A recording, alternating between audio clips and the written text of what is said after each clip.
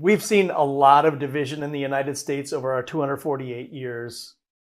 How is this time different? I truly believe that our natural instinct and state is to want to connect and want to bridge perceived differences. And instead, we get to these moments that are so, just to continue what we were just talking about, so driven by fear that you get to this intense hate, this intense division, this intense fear that escalates in many cases into political violence, right? Talk about sort of the original polarization in this country with the Civil War and how that tore, the saying like brother versus brother against one another because of these deep seated fears of change and loss and uh, the future. And I think that another moment, maybe more recently, is in the 1960s when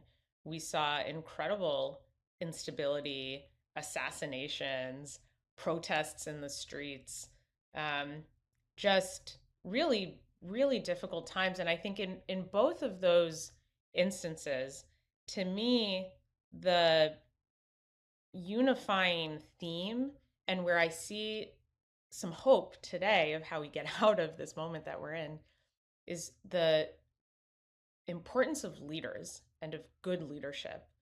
Because even though in those moments it exposes the worst of us and it can show an ugly side of our human nature, I think it gives courageous, creative, empathetic leaders an opportunity to shine, an opportunity to inspire, an opportunity um, to build, to build the path forward and to build the way out.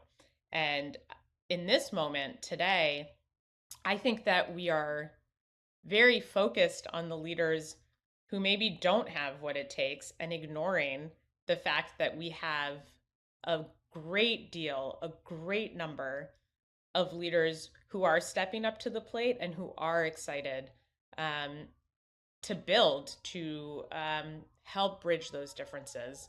We as Future Caucus, we get to work with Gen Z and millennial elected leaders all across the country in Congress, in state legislatures. And one stat that I bet you your listeners don't know about is that right now about 25% of all or of all state legislators are young. 25% of all state legislators are young, but they are responsible for enacting 40% of bipartisan legislation. 25% of lawmakers are writing 40% of the bipartisan legislation that gets passed. And so to me, um, that's an opportunity to find hope in the next generation of leaders who are looking for ways to connect to one another, who are looking for ways to be solutions oriented, who are looking to do politics and policy making in a different way. Um, I feel very optimistic that in this very moment where it feels very tempting to disengage and to just tune out and say politics and we're just too divided, it's too hopeless, that we're actually seeing young people run towards the problem, running for office, not running away from it.